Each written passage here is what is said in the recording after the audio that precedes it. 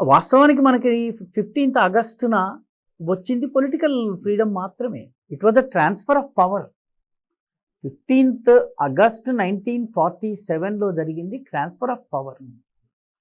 ఆ transfer of power from Britishers to Indians. మన చేతికి మన పరిపాలన వచ్చింది.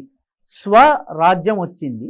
సురాజ్యం వచ్చింది. దాన్ని స్వరాజ్యంగా మార్చుకోవాలి అని చెప్పి గాంధీ గారితో సహా అనేక మంది పెద్దలు చెప్పినటువంటి మాట ఇది.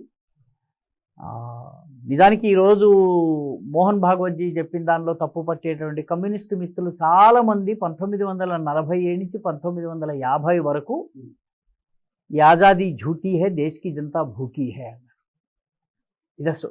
ఈ స్వతంత్రమే ఒక బూటకం అన్నారు వాళ్ళు.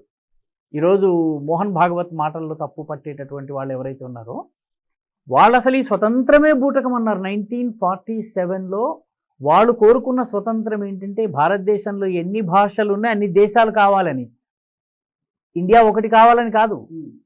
ఎన్ని లాంగ్వేజెస్ ఇండియాలో ఉన్నాయో ఆ రోజుల్లో వాళ్ళు లెక్కేసో 15 24 లాంగ్వేజ్ అన్ని దేశాలు కావాలన్నారు వాళ్ళు. సో ఈ రోజున తరానికి బహుశా ఇవన్నీ తెలిసి ఉండకపోవచ్చు, కానీ దిస్ ఈజ్ హిస్టరీ.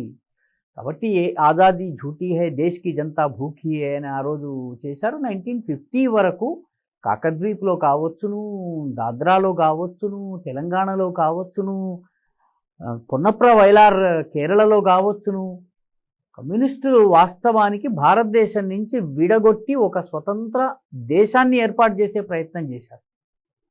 కాబట్టి దీన్ని మనము వాస్తవానికి ఆ రకంగానే చూడాలి.